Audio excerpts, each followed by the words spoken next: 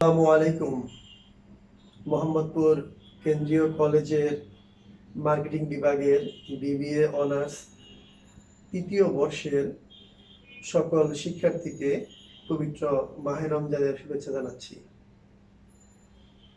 বর্তমান বৈশ্বিক মহামারীর কবলে পড়ে আমরা সবাই যার যার বাসায় অবস্থান করছি এবং এর মধ্যে থেকেও আমরা যাতে আমাদের লেখাপড়াটা কন্টিনিউ করতে পারি তার জন্য আমাদের এই বিশেষ ব্যবস্থা online multimedia class.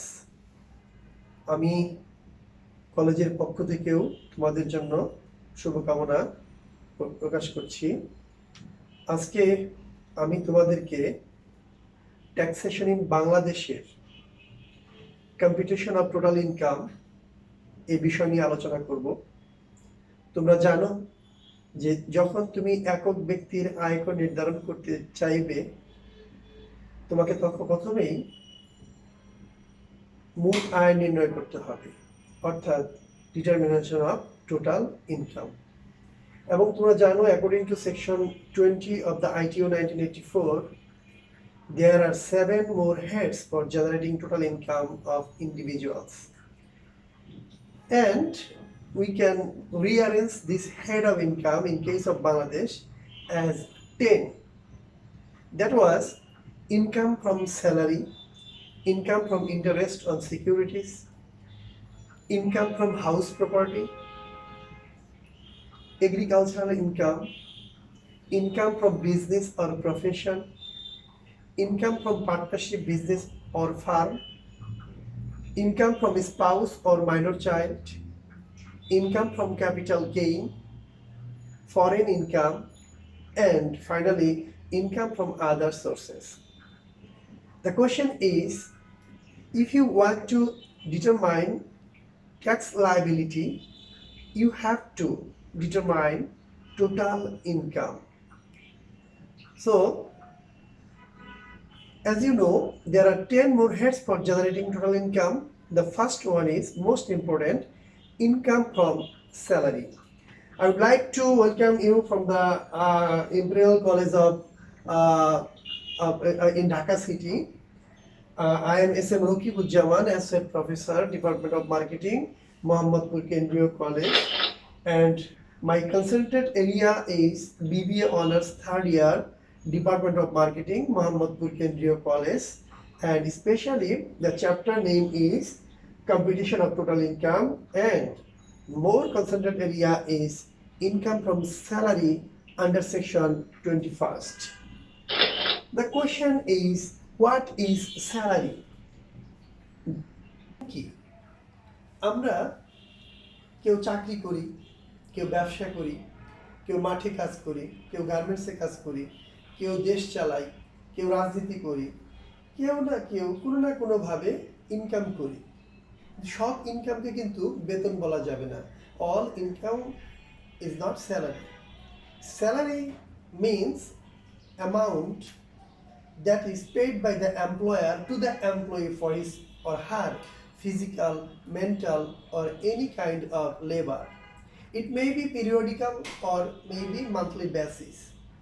The salary, according to section 2, subsection 58 of the ITO 1984, salary includes any wages, any annuity, pension or gratuity, any fees, commissions, allowances, perquisites, or profit in lieu of in addition to salary wages, any advance salary, and any leave encashment.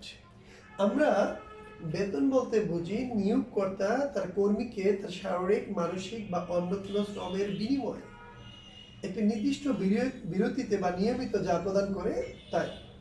সেই অর্থে মজুরি বা wages কিন্তু salary. Salary বলতে আমরা annuity বুঝতে পারি, pension বুঝি, গ্র্যাচুইটি বুঝি, এনি ফিস, কমিশন, অ্যালাউন্সেস বুঝি। অর্থাৎ একটু লক্ষ্য করে দেখবা, আমি একজন শিক্ষক, মোহাম্মদপুর কেন্দ্রীয় কলেজে শিক্ষকতা করি, আমি বেতন পাই।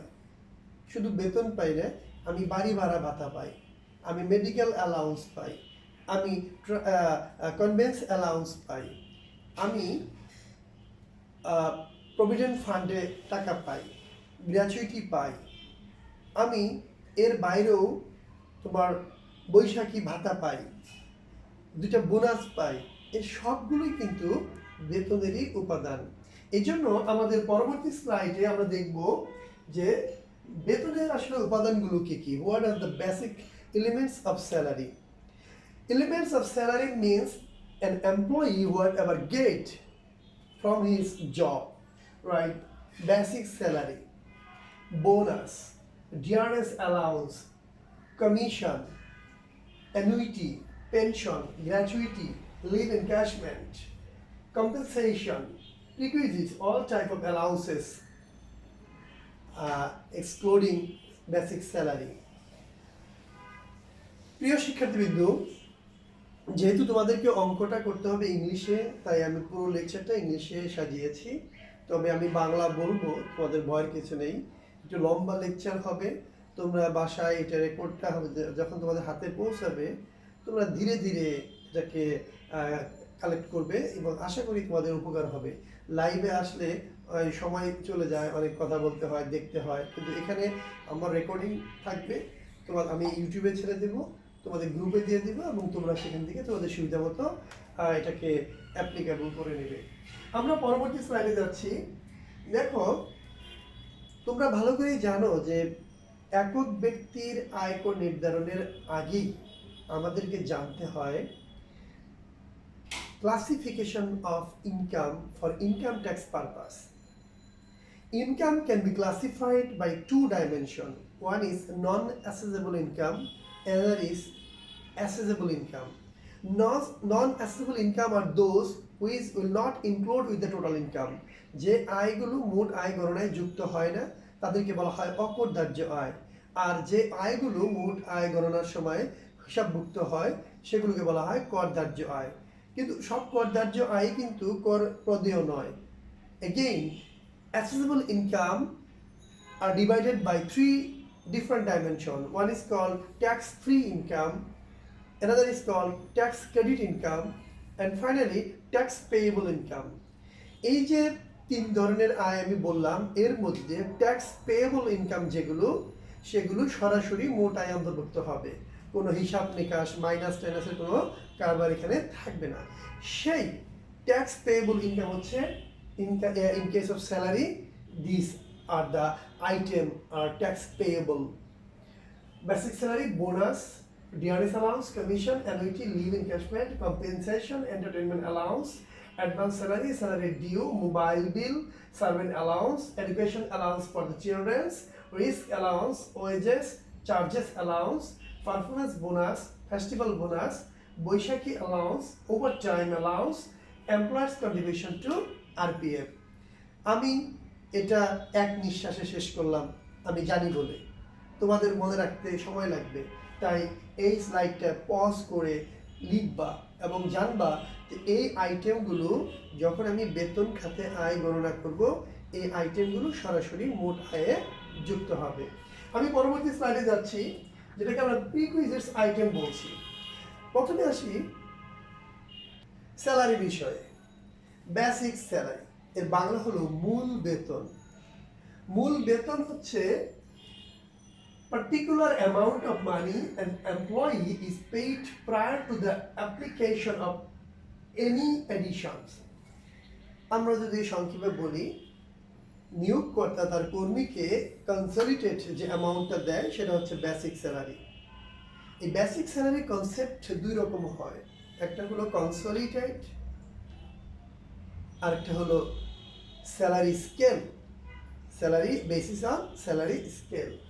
আমরা যেমন একটা উদাহরণ দিচ্ছি, if the basic salary of mister Masud is টাকা 30,000 per month, the total amount of basic salary of 30,000 multiplied by 12 equal to 3,60,000 will be included as a part of total income. The first item is basic salary. যেমন আমি যদি মাসে 40,000 টাকা বেতন পাই, তাহলে এটা 12 দিয়ে গুণ করলে হবে 4,80,000 টাকা, এটা আমার বেসিক স্যালারি। এর উপরে ভিত্তি করে অন্যান্য অ্যালাউন্সগুলো পেমেন্ট হয়। যেমন আমি যদি বলি যে বেসিকের 50% বাড়ি ভাড়া ভাতা পাই, তাহলে ওই যে 4,80,000 এর 50% 2,40,000 টাকা কি আমার হাউস রেন্ট। এরকম ভাবে এই জন্য বেসিক স্যালারিটাকে প্রথম কাজ হচ্ছে বেসিক স্যালারিটাকে নির্ধারণ করা। আমি কয়েকটা পাজল অবস্থা তোমাদের দেখাবো। যেমন প্রথমে দেখলাম একটা ফ্ল্যাট রোলস কি মাসিক বেতন 30,000, 12 দিয়ে গুণ করলে হয় 3,60,000, এই হচ্ছে তার বেসিক স্যালারি। আমরা তোমাদের ক্লাসে বলেছিলাম আগেও যে ইনকাম ইয়ার অ্যান্ড অ্যাসেসমেন্ট ইয়ার কিন্তু দুটো ভিন্ন জিনিস।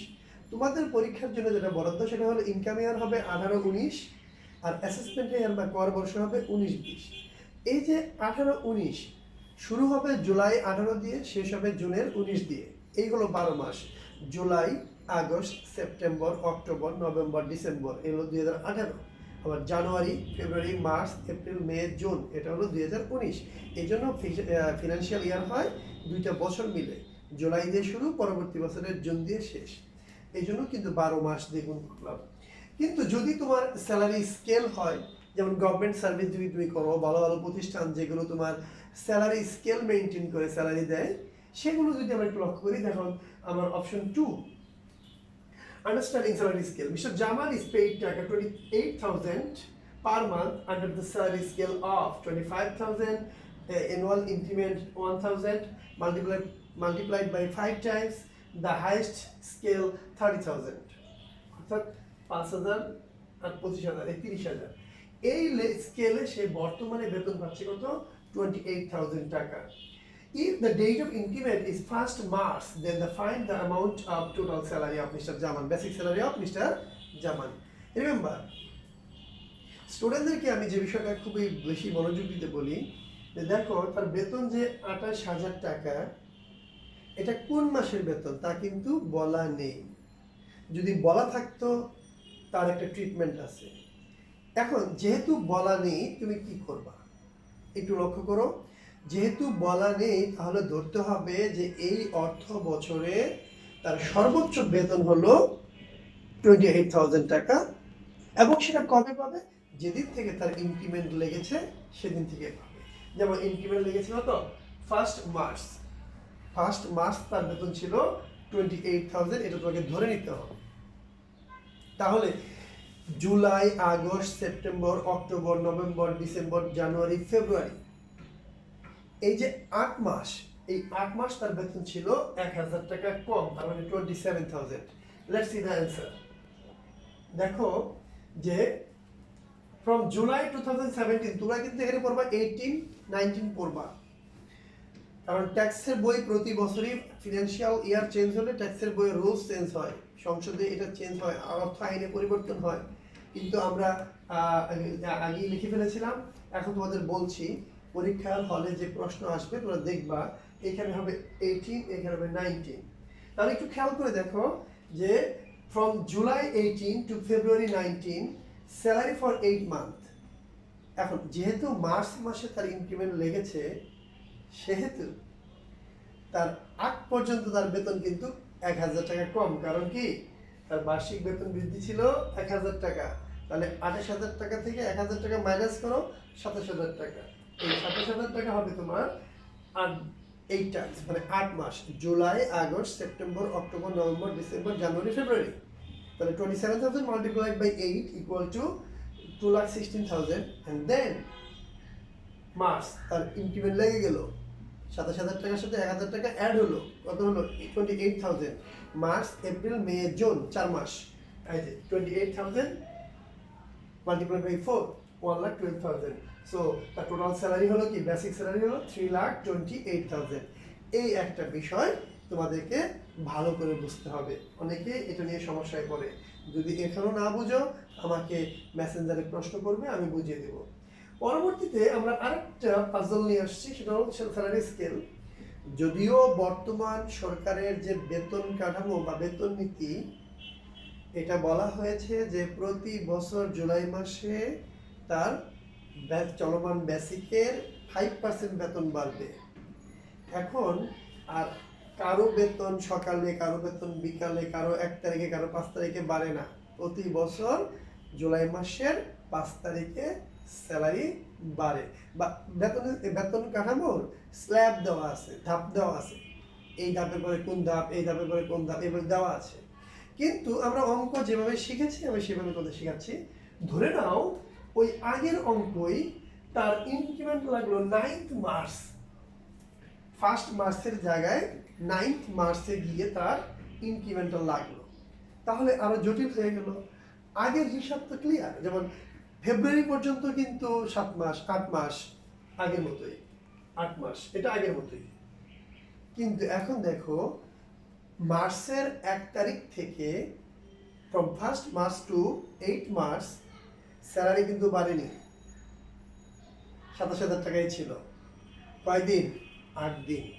তাহলে মার্চ মাস আমরা করবো কি, এই যে 27,000 টাকা একে ভাগ দেব 30 দিয়ে, গুণ দেব 8 দিয়ে, তাহলে 8 দিনের বেতন বের হবে। দেখো আমি ভাগ দেব 30 দিয়ে, গুণ দেব ওখানে প্রিয় শিক্ষার্থী একটু কারেকশন আছে, এটা 9th মার্চ হবে না, এটা 10th মার্চ হবে। এটা কি হবে? 10th March, corrected 10th March. তোমাদের বই কিন্তু তোমাদের যে শীট দিয়েছি সেখানে ওখানে 9th মার্চ লেখা ছিল, এখানে বেসিক্যালি 10th মার্চ। তাহলে 9 তারিখ পর্যন্ত তোমার বেতন বাড়েনি, বেড়েছে 10 তারিখে। তার মানে 9 তারিখে আগের স্কেল, 10 তারিখে নতুন স্কেল।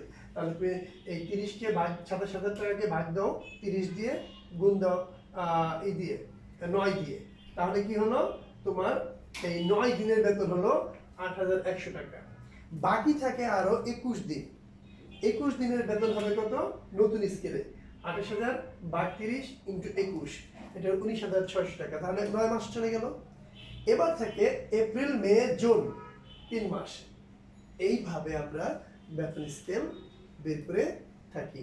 মনে রাখবা, যদি মূল বেতন নির্ধারণে তোমার ভুল হয় তাহলে কিন্তু এই মূল বেতনের সাথে লাগানো যে আইটেমগুলো থাকে সে প্রত্যেকটা আইটেমই ভুল হবে, এবং এই আইটেম কিন্তু সেই অঙ্ক পর্যন্ত থাকবে, মানে যখন তুমি ট্যাক্স লায়াবিলিটি বের করবা তখনও তোমার এটা এফেক্ট করবে।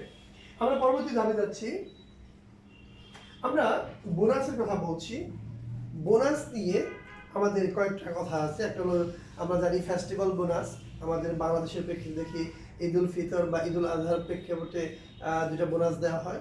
আবার বিভিন্ন কোম্পানি পারফরমেন্স বোনাস দেয়, প্রফিট বোনাস দেয়। সেই বোনাসটা ফুললি চার্জেবল। কিন্তু একটা প্রবলেম আছে, ধরো একটা স্যালারি স্কেলের অঙ্ক, এখানে দুইটা বোনাস উল্লেখ আছে। যদি কখন কখন বোনাস পেয়েছে তা উল্লেখ থাকে, তখন তোমাকে হিসাব দেখতে হবে যে বেতন বৃদ্ধির আগে আর পরে কিনা। আর যদি কোনো কিছু লেখা না থাকে, অটোমেটিক্যালি তোমরা করবা কি, একটা হচ্ছে বিফোর ইনক্রিমেন্ট, একটা আফটার ইনক্রিমেন্ট। এটা হলো ওয়েল জাজমেন্ট মেথড হিসেবে। তা আমরা দিলাম বেতন বোনাস ইজ ফুললি চার্জেবল, আগে বলেছি। এরপর হচ্ছে dearness allowance. What is dearness allowance? Dearness allowance is a cost of living adjustment allowance paid to the government employees, public sector employees, and pensioners in India, Bangladesh, and Pakistan. Dearness allowance is calculated as a percentage of a citizen's basic salary. The total amount of dearness allowance is taxable and therefore included under the head of income from salary. মুদ্রা কথা হলো, যদি একটা দেশে inflation rate বেড়ে যায়, মানে মুদ্রাস্ফীতি বেড়ে যায়, অল্প জিনিস কিনতে অনেক টাকা লাগে, ঠিক ওই মুহূর্তে আমরা যারা চাকরি করি চলমান বেতনে আমাদের সংসার চালানো কষ্ট হয়ে যায়। এটা ওই সরকারও উপলব্ধি করতে পারে, প্রাইভেট সেক্টরও উপলব্ধি করতে পারে। তখন করে কি, যদি স্যালারি স্কেল রিভাইজ করা সম্ভব না হয়, এটা একটা major decision by the government, for that reason in a temporary basis তারা করে কি স্যালারির 20% 25% এডিশনাল স্যালারি দিয়ে দেয়। যেমন আমার বেতন 40,000 টাকা, তারপরে ইন্টু 12, তাহলে 4,80,000।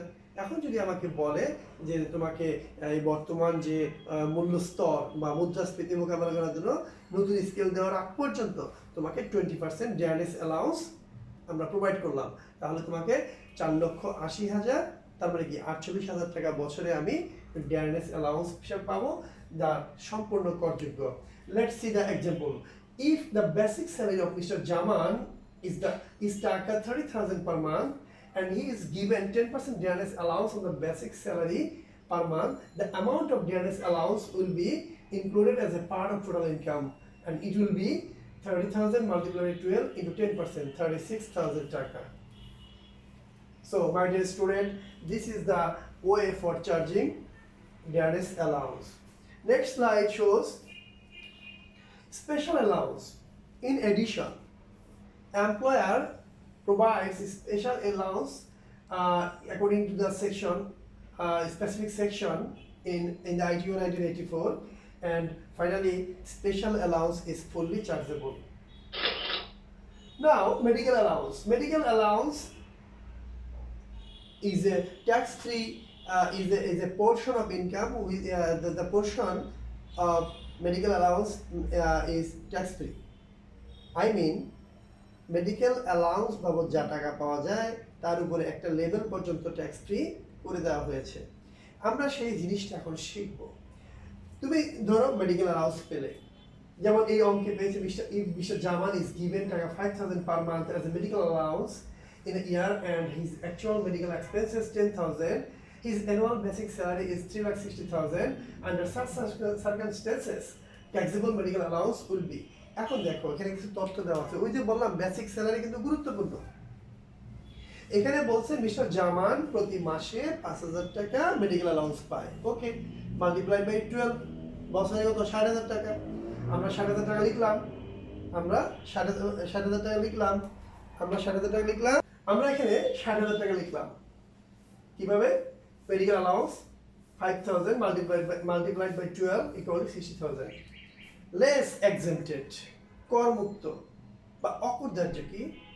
লক্ষ্য রাখো, অপশনটা বলে দিচ্ছি। According to finance act 2019, lower of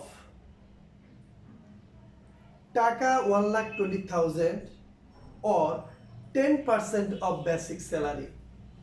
Lower of টাকা 1,20,000 is fixed and 10% of basic salary. তাহলে আমরা দেখলাম যে 1,20,000 টাকা অথবা ওই যে 3,60,000 টাকার স্যালারি, তার 10% হলো 36,000 টাকা। তাহলে 1,20,000 টাকা এবং 36,000 টাকার মধ্যে কম হলো 36,000 টাকা। দ্যাট ইজ তোমার মোট আয় আসবে 24,000 টাকা। এই 36,000 টাকা পর্যন্ত ট্যাক্স ফ্রি। এখন এই যে লেখা আছে অ্যাকচুয়াল এক্সপেন্সেস 10,000 টাকা, এইটা কোনো কনসিডারেশনে আসবে না। এটা তুমি পড়বাই না, এটা তোমার পড়ার বা দেখার বিষয় নয়। আমরা নেক্সট স্লাইডে যাচ্ছি। আমরা দেখলাম house rent in cash. House rent নিয়ে 3টা বিষয় আছে। একটা হলো house rent in cash, 2 rent free accommodation facility, and number 3 accommodation facility at concession rate. প্রথমে আমরা দেখব house rent allowance in cash, rose 33A of ITO 1984।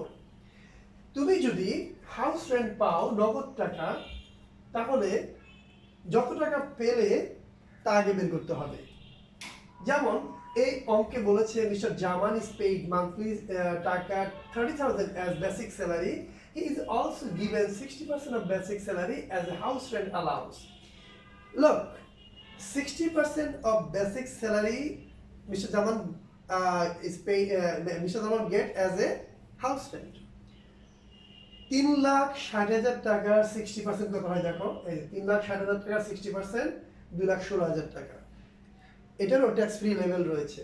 Less exempted বা অকরদার্য, lower of 50% of basic salary or টাকা 3 lakh per year. This is the rules imposed in Financial Act 2019. My dear student, খুব মনোযোগ দিয়ে খেয়াল করবা যে 3,60,000 টাকা আমার বেসিক স্যালারি, আমাকে বাড়ি ভাড়া ভাতা দিয়েছে 60%, তাহলে আমি 60% দেখলাম 2,16,000 টাকা। এই 2,16,000 টাকা থেকে বাদ যাবে দুইটার মধ্যে যেটা কম। দুইটা কি কি? একটা হলো 3 লাখ টাকা ফিক্সড, আর একটা হলো বেসিকের 50%। এই যে 3,60,000 টাকা এর 50% 1,80,000, আর হলো 3 লাখ টাকা, মাসে 25,000 করে অথবা বছরে 3 লাখ টাকা। তাহলে আমি 1,80,000 টাকা, এটা কম, এটা মাইনাস হয়ে যাবে যা আমি পেয়েছি সেখান থেকে। যদি উপরেটা ছোট হতো 1 টাকাও যোগ হতো না, কিন্তু এখানে যেহেতু উপরে বড় নিচে ছোট, এখানে আসবে তোমার 36,000 টাকা। এই হলো যদি বাড়ি ভাড়া ভাতা নগদ পাওয়া যায়। সেকেন্ড হলো তোমাকে বলছে যে নগদ না, তুমি বাড়ি ভাড়া তোমাকে দেবে না, থাকার জন্য তোমাকে একটা বাড়ি দেবে, একটি ফ্ল্যাট বা একটি বাসা তোমাকে থাকার জন্য দিয়েছে। সেই হিসাবে কি ট্রিটমেন্ট হবে? নিয়ম হলো খেয়াল করবা, 25% of basic salary or actual rental value of this house, which one is lower, will be chargeable. তাহলে কি বাড়ি পেলে 25%, মূল বেতনের 25%, অথবা ওই বাড়িটার যে ভাড়া মূল্য, এই দুটোর মধ্যে যেটা কম সেটা মোটায় আসবে। জামান সাহেব কি করেছেন, তার বেসিক স্যালারি আগের মতোই, তাকে বলা হয়েছে যে mister Zaman is paid monthly এত টাকা as a basic salary, he has been provided with a rent free furnished accommodation facility, either furnished or not furnished, no matter. Matter is 25% of basic salary or actual rental value. আমরা দেখলাম 3,60,000 টাকা, 25% 90,000 টাকা, and ওই বাড়িটার rental value বলেছে 1,30,000 টাকা। তাহলে 1,30,000 টাকা, 90,000 টাকা, যেটি কম, which is lower than 90,000 will be chargeable. So, my dear student, next slide shows concession rate. ধরো তোমাকে তোমার বস একটা ফ্ল্যাট দিয়েছে, তোমার বেতন থেকে প্রতি মাসে 5,000 করে টাকা কেটে নেয়। এটা হচ্ছে কনসেশন রেট। এটা বেশি কাটলো না কম কাটলো? নিশ্চয়ই কম কেটেছে, নাহলে তো কনসেশন রেট হয় না।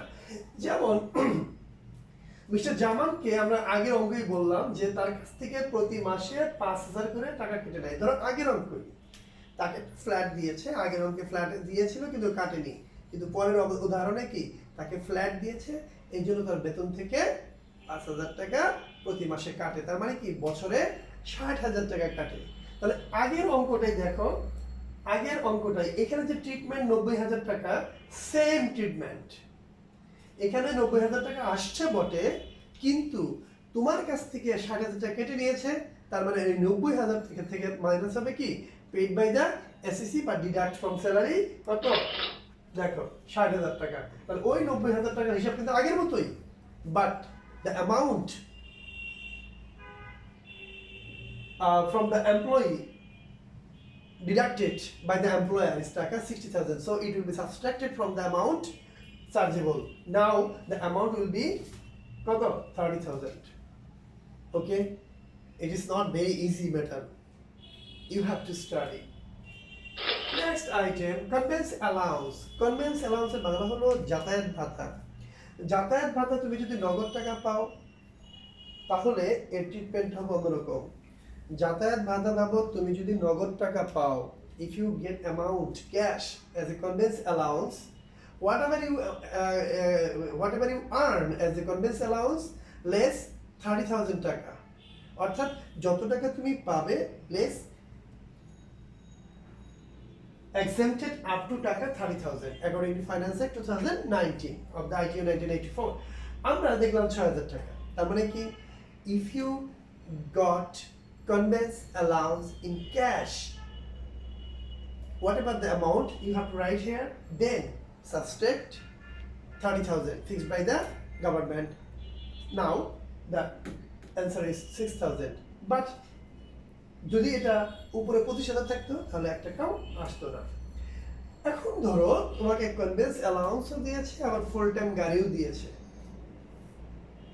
তোমাকে কনভেন্স অ্যালাউন্সও দিয়েছে, ফুল টাইম গাড়িও দিয়েছে, তখন কিন্তু তোমার ওই যে 6,000 টাকা, এই যে 30,000 টাকা কিন্তু মাইনাস হবে না। কারণ হলো তোমাকে তো গাড়ি দিয়েছেই, তাহলে তোমার তো এই কনভেন্সটা রয়ে গেল। এখন কনভেন্স ফ্যাসিলিটি দিলে কি হয়, কনভেন্স ফ্যাসিলিটি দিলে কি হয় একটু খেয়াল করে দেখো নেক্সট স্লাইডে, ওটা আমি অ্যাড করে দেবো।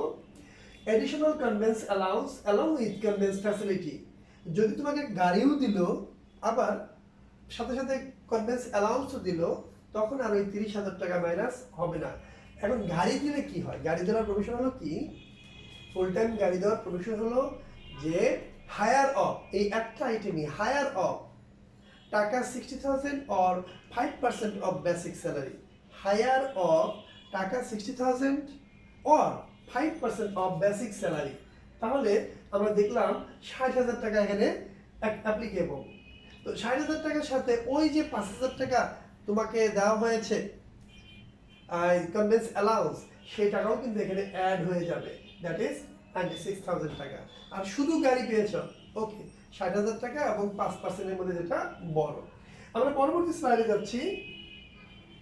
কন্ট্রিবিউশন টু আরপিএফ, এটা একটা লম্বা আলোচনা দরকার। আমি বলছি তোমাদেরকে যে যারা চাকরি করে, তোমরা বড় হয়ে চাকরি করবা, তোমরা দেখবা যে চাকরির একটা শর্ত হলো যে সবাই করে না, গভর্নমেন্ট সার্ভিসে মাস্ট, আর যেগুলো স্বায়ত্তশাসিত প্রতিষ্ঠান সেখানেও মাস্ট।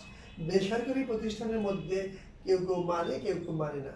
অর্থাৎ এটা হলো যে আজকে যে যুবক চাকরিতে জয়েন করলো, একটা নির্দিষ্ট সময় পরে সে কিন্তু বৃদ্ধ হয়ে যাবে, সে অবসরে যাবে। অবসরকালীন সময়ে যাতে তার হাতে অর্থগত কোনো সমস্যা না হয়, তার জন্য এই আর্লি লাইফে, সার্ভিস লাইফে একটা ফান্ড তৈরি করা হয়। এটাকে বলা হয় রিকগনাইজড প্রভিডেন্ট ফান্ড বা আরপিএফ। নর্মালি প্রভিডেন্ট ফান্ড বিভিন্ন রকম হয়, government provident fund, non government provident fund.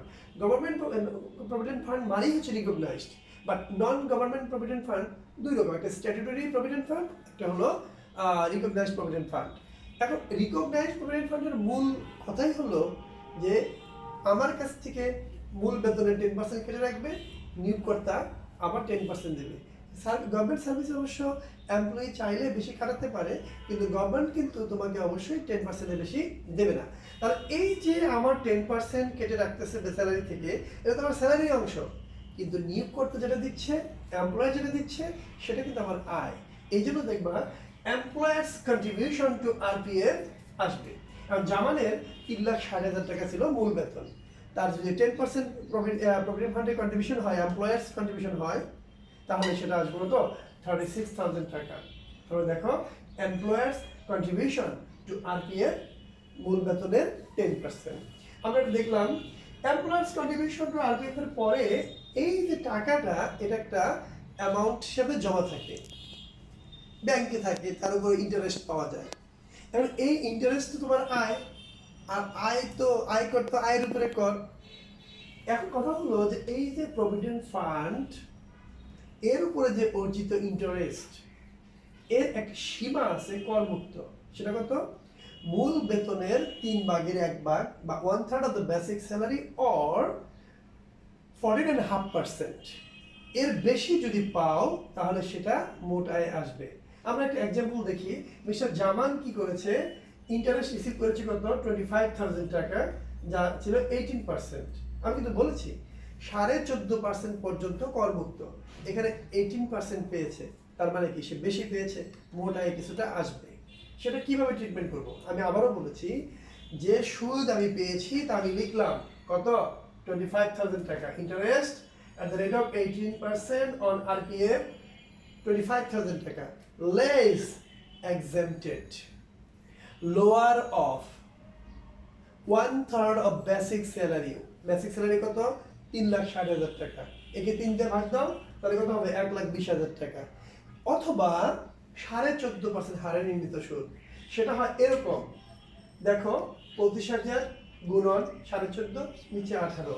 এটা তোমরা দেখো, তোমরা নিজেরাও ক্যালকুলেশন করলে বুঝবা যে 18% সমান 25,000 টাকা, 1% সমান উপরে 18 নিচে 25, 14.5% সমান কত? 25,000 ইন্টু উপরে 14% নিচে 25%। এটা কমে যাবে, কমে গেলে কত হলো? 20,139 টাকা। তাহলে এই 25,000 থেকে 20,139 টাকা যেহেতু কম 1,20,000 থেকে, তাহলে এই 25,000 থেকে এই 20,139 টাকা মাইনাস হয়ে যাবে, তোমার মোট আয় আসবে 4,861 টাকা। তো প্রিয় শিক্ষার্থীবৃন্দ, আমরা একক ব্যক্তির কর নির্ধারণের জন্য যে 10টা হেড কথা বলেছিলাম, তার মধ্যে প্রথম এবং প্রধান হেড ছিল বেতন খাতে আয়, income from salary under section 21 of the ITO 1984। আমরা প্রত্যেকটা আইটেম নিয়ে আলোচনা করেছি, যেগুলো আলোচনা করার দরকার সেগুলো নিয়ে আলোচনা করেছি। যেমন যেগুলো আলোচনা করিনি সেগুলো নিয়ে আলোচনা করতে হবে না, ফুললি চার্জেবল, এটা মনে রাখবা। যেমন এন্টারটেইনমেন্ট অ্যালাউন্স, ফুললি চার্জেবল। এখন আমরা একটা অঙ্ক দেখব তোমাদেরকে বোঝানোর জন্য যতটুকু পারি, আমার সময়ও তো অনেক বেশি হয়ে যাচ্ছে। দেখো, Mrs Shahina Shina Akhtar is a chief accountant of a chief accountant of an industrial organization. Her income and other particulars of the year ended 30th June 2019 were as follows. Basic salary 50,000 taka, diaries allowance 20%, festival allowance equivalent to 2 months basic salary, fish and commission 5,000, acquired salary which is not paid tax last year 40,000 taka, employer's contribution to recognized provident fund 10%, interest on provident fund earned at the rate of 18% 18,000, house rent allowance 3,60,000, conveyance allowance 40,000, medical allowance 30,000, entertainment allowance 20,000, employer's contribution to life insurance policy 5%, allowance as a departmental chairman 20,000. ওকে, আমরা very smart একটা অঙ্ক পেয়েছি। আমরা কি করব দেখো, তোমরা দেখতে পাচ্ছ সলিউশন।